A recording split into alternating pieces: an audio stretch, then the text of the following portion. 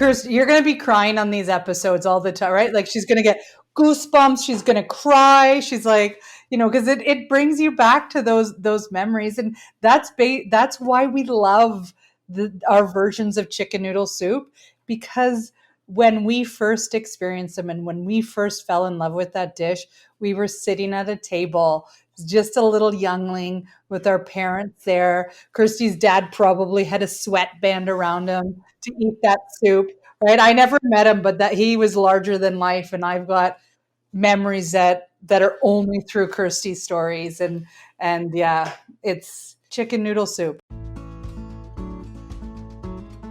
Welcome to Chef Over Your Shoulder, our podcast about the connections we make through cooking. Pairing professional chefs Jody and Kirstie from the Culinary Studio and me, a burn-to-the-bottom-of-the-pan expert, creates the perfect recipe to demystify the kitchen and bring back the joy of cooking without the pressure. If you're anything like me, you love chicken noodle soup, especially on a dark, cold night. But maybe the thought of making it from scratch gives you kitchen anxiety. I know it does for me. Over the years, I've made watery broth with a side of crunchy risotto and even had an exploding tomato soup incident. Honestly, I've been intimidated by this classic for years. This week, chefs Jody and Kirstie are here to finally put my and your fears to rest.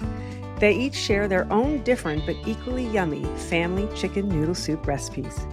But chicken noodle soup isn't just a meal, it's also a memory, and we take a serious trip down memory lane, reminiscing about everything from eating Lipton soup as a kid to dipping buttery, premium plus crackers into our bowls. Join us as we share stories and the best tips when making and eating chicken noodle soup. I learned the difference between broth and stock and the science behind why soup tastes better the next day. That's if you even have leftovers. Not gonna lie, I've been so excited about this episode, ladies, talking about chicken noodle soup. One of my kids even know this is my last meal, chicken noodle soup. But first, last week I saw in your pantry photos the Lipton noodle soup, which I actually do have fond memories of it. My mom called it cream of mosquito. Like, it's so how weird is that? Like, because she thought those noodles were like little tiny mosquitoes. But it was that I do have a core memory of having the Lipton chicken noodle soup. I would have chicken noodle soup in any form. Let's just put it that way. Not so much now, but back then, do you remember Rink in the Park at the ice rink? You could get a cup of hot, like, chicken stock or hot chocolate, but you could get chicken, like basically chicken noodle soup out of a vending machine. It like blew my mind and I loved it. And it was like scalding hot. But yes, being homesick from school, I would get chicken noodle soup. So, I just can't believe they still make these things, but I guess.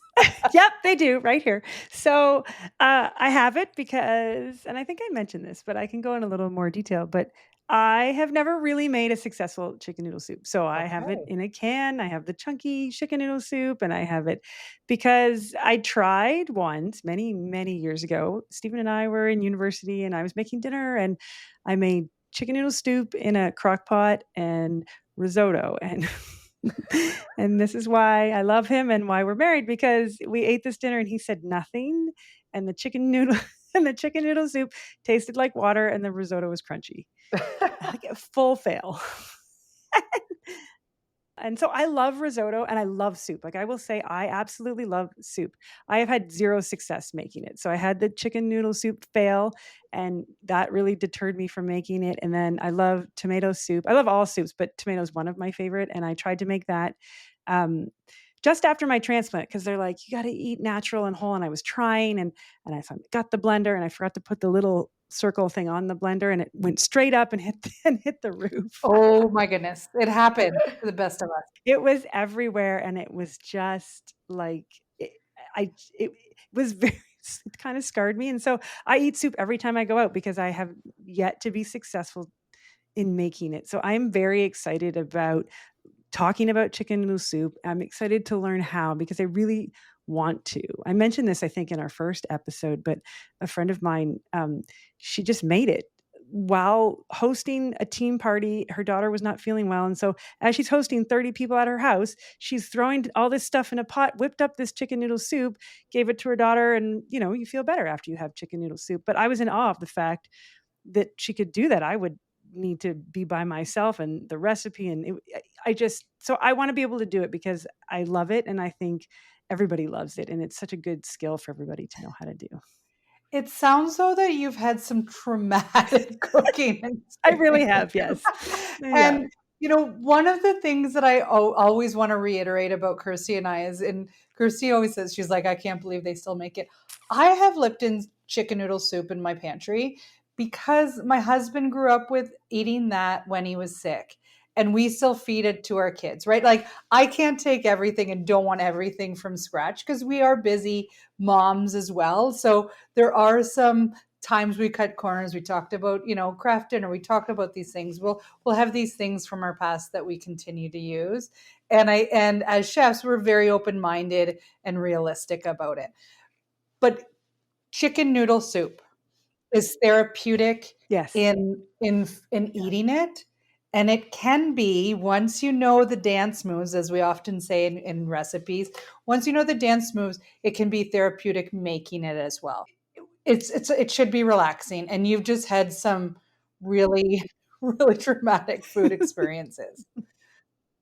Well, the other thing I noticed when you talk about, oh, I just made it on a Tuesday or I made it last week, my limited understanding is that it always used to be the women in my family would be like, who's taking the turkey carcass after Thanksgiving to make soup? And so I kind of was under this impression that that's the only time you needed a carcass in order to make chicken noodle soup. This is the other thing that my preconceived notions are.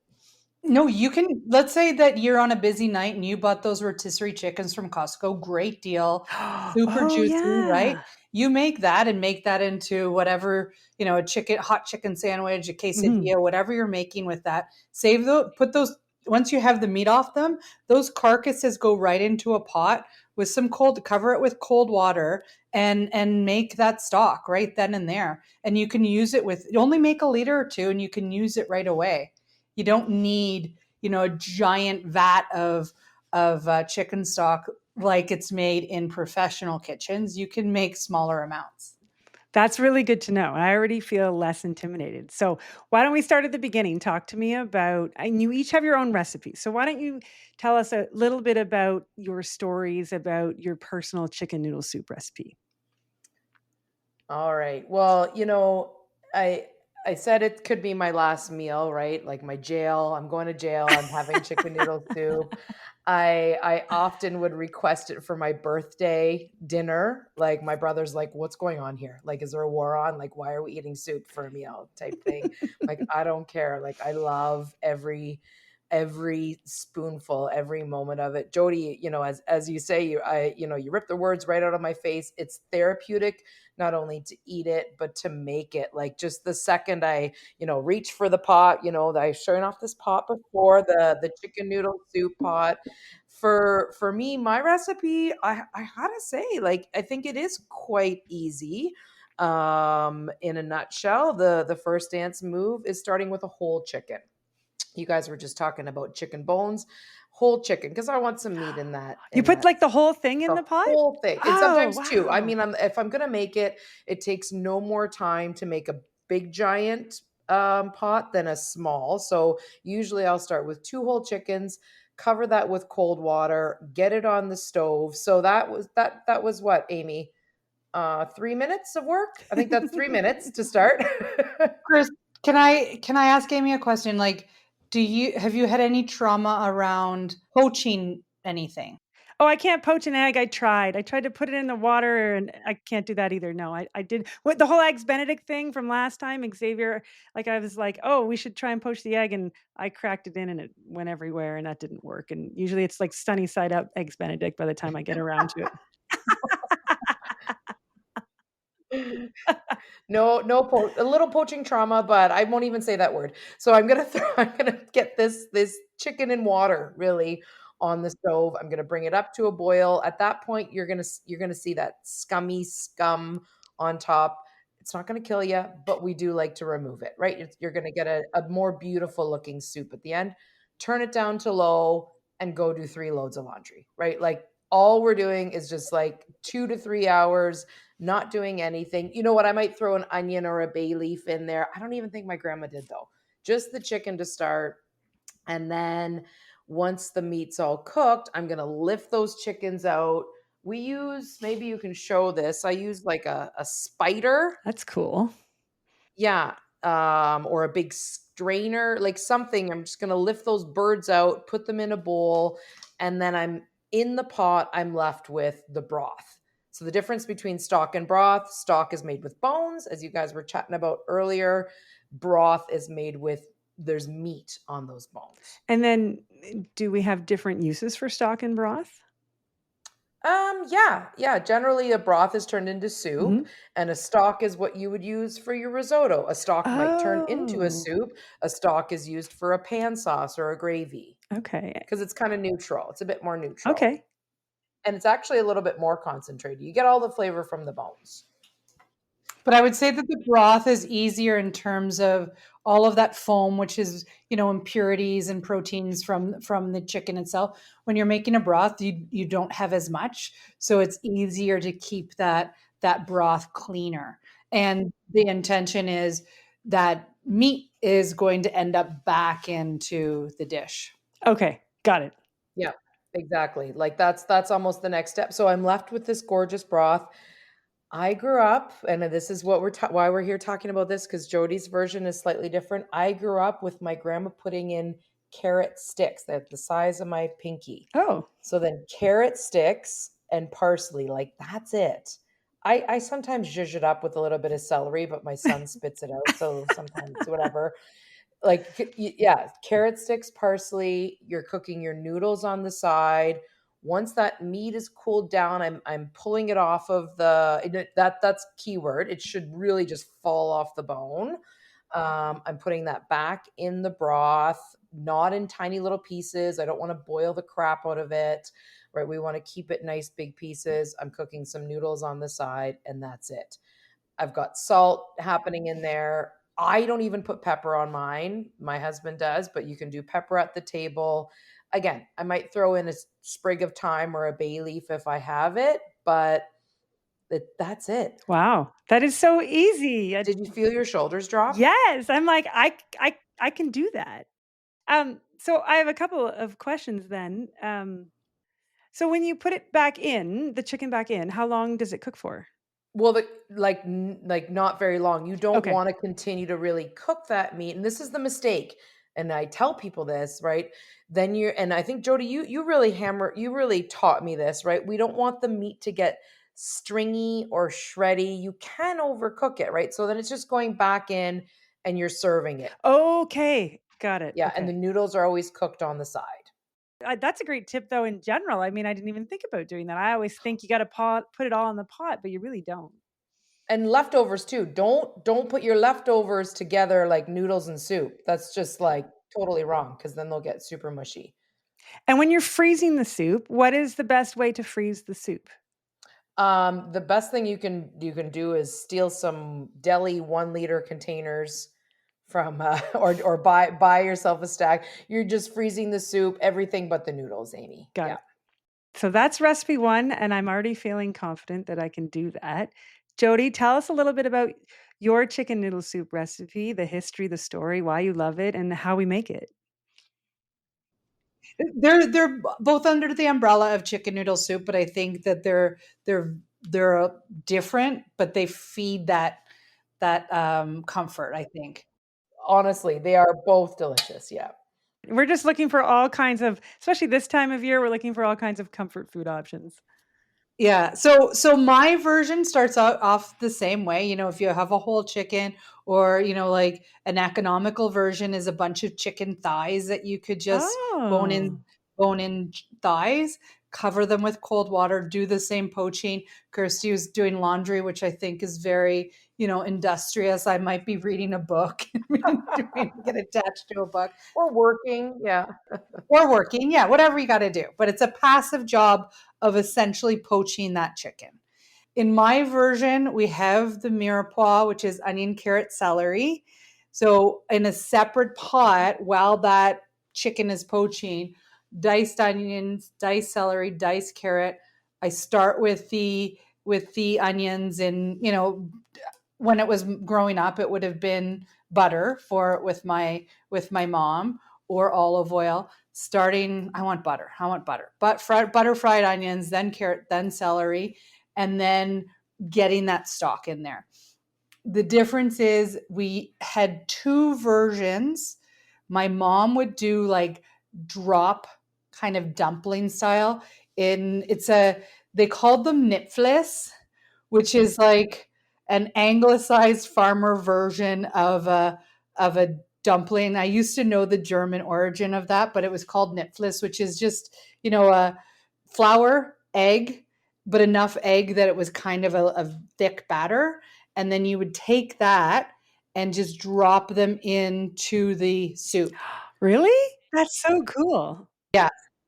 And then poach it. So kind of like chicken and Mm. dumplings as a way, as kind of a better description of it.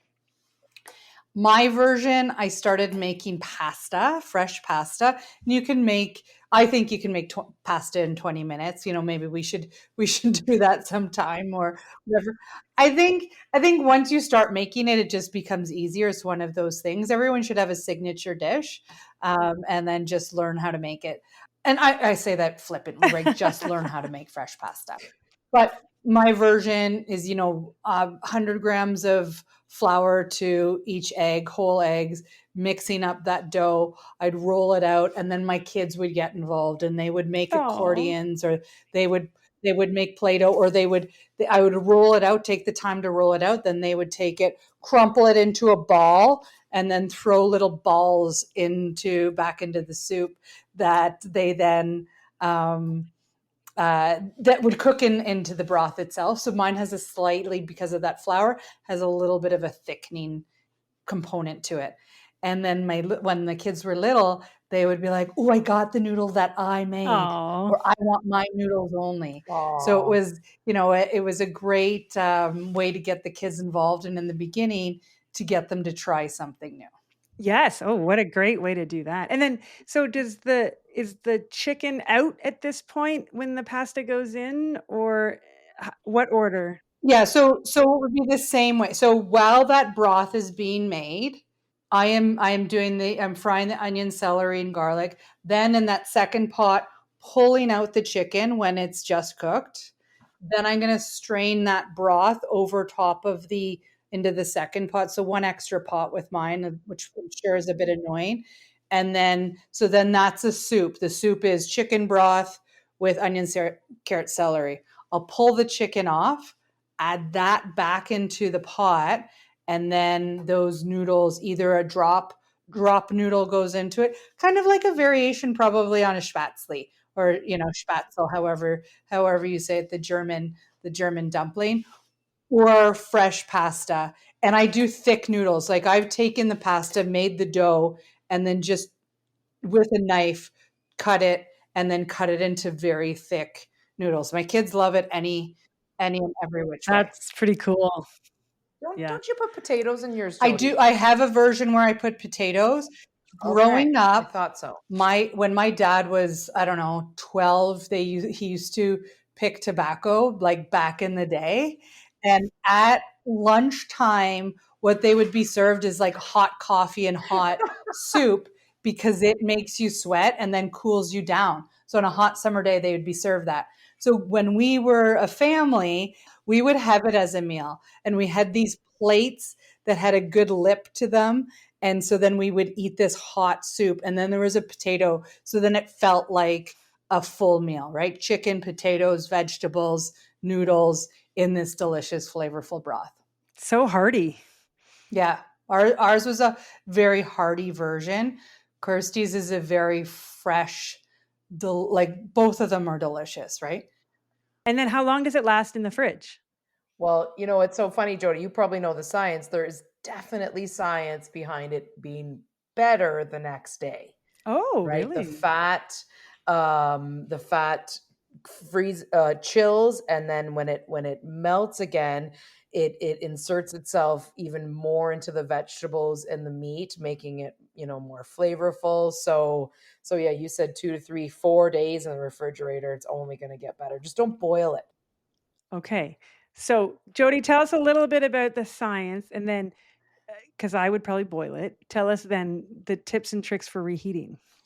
So the science behind the fat is a carrier of flavor, right? So once, if it's in there and it has contact time with it, it's going to pick up those flavors which are in the broth and in the soup itself, and it's going to carry those flavors. You want some of it. And if you're like, I need to get that fat off the top, I want it to be a very lean soup. Remember, grandma's in training. That's what we are. Keep that and fry your potato in there, or have it for your next.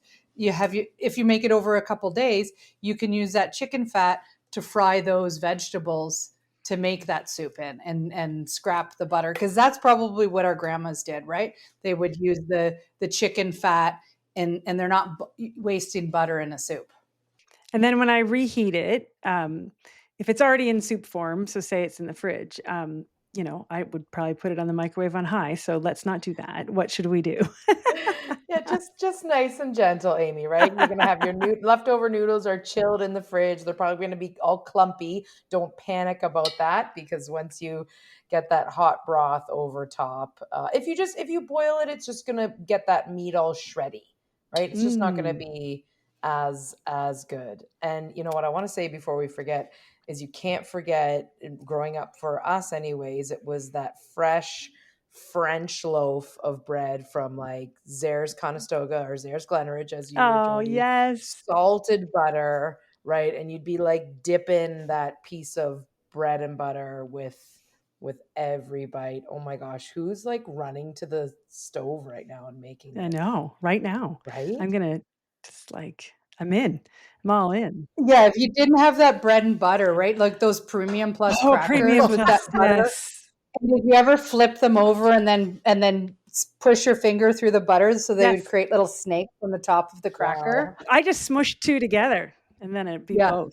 Yeah. Wow. And so often in a meal, when my kids are like, I'm hungry, I need more, I'm like, get some fresh bread and butter. But in a soup where it dips and it like that butter's kind of melty, oh my goodness. And when the cracker melts and you eat the soup, Mm. it's just I love a good Premium Plus Oh, in I my would put soup. noodles on the premium. I remember this Yes. this show is bringing me back so many decades. I would take noodles and put them on the buttered Premium Plus. Now I know why I'm a freaking chef, because I'd be like, look, I made an hors d'oeuvre. Like, Like the Ritz hors d'oeuvre, you put the little yes, cheese like it on. was Premium Plus buttered with chicken noodle soup, just the noodles, and I would like eat. Love it. Oh my gosh. Kirstie, you're going to be crying on these episodes all the time, right? Like she's going to get goosebumps. She's going to cry. She's like, because it brings you back to those memories. And that's why we love Yeah. our versions of chicken noodle soup, because when we first experienced them and when we first fell in love with that dish, we were sitting at a table, just a little youngling with our Yeah, parents there. Kirstie's dad probably had a sweatband around him we did. to eat that soup, right? I never met him, but that he was larger than life, and I've got memories that are only through Kirstie's stories, and yeah, it's yeah, I chicken noodle soup, right? Great, You great can't go idea. wrong. I mean, and that's why we're here. We're here, yes, to talk about cooking and learn some things and make the kitchen more accessible and less intimidating. But at the end of the day, it is about memories. And we talk more about memories sometimes than recipes. And I love that part, because other people made these things for us first. And Mhm. that's why we want to recreate these things for our families. Yeah. We would love to hear other people's, or like see other people's Yeah. recipes. I have my husband's, I'm looking at it over here, grandmother's like box that says recipes on it, right? Just reading Oh, those old. yes. So if you have a Mm. version of chicken noodle soup, we would there's Jody's book. We would love to know about it. Yeah, just drop us a line. I would love to. Yes, reach out with your own chicken noodle soup recipe. And if you want to make either or both of these again, they will be in the show notes. They will be on a blog post. They will be on the Culinary Studio website. And good luck to everybody making chicken noodle soup. And I am going to make it. It might take me a couple weeks to make both, but I'm in for both. And I'll let you know the feedback. Actually, I know what the feedback would be. Our kids love soup. They love chicken noodle soup. They love good winter hearty meals. So I'm pretty excited to tackle this homework for sure. Can't wait to hear about it, Amy. Good luck. So, chicken noodle soup this week. Tune in next time. We're going to talk cookbooks. And the reason we're talking cookbooks is not only because you can find great recipes, and Kirstie and Jody just both talked about their grandmother's recipes in the box and your own recipe book, but I actually love cookbooks. I have tons of them, and I've opened them and I've read them and I've made valiant attempts, but really, it's sometimes cookbooks are more than the recipes. So I'm pretty excited to talk about it. Those are my favorite cookbooks, the ones that are more than a recipe. I think in this episode, I talked about Edna, like she's my best friend. She's been gone. Edna Stabler is like from this area. She has a Mennonite cookbook. It's like good home cooking, approachable recipes. Well, I'm so excited to hear more about Edna Stabler. I know of her, but I didn't know that piece. So we'll definitely have to start with that. And we're all going to bring our favorite cookbooks. And so join us to hear about cookbooks and recipes and why they're more than recipes. Happy cooking. Thank you for joining us in the kitchen today. If you'd like to know more about what we talked about, including recipes, recommendations, and links to Jody and Kirstie's full selection of online classes, you can find everything in the show notes or visit the Culinary Studio website.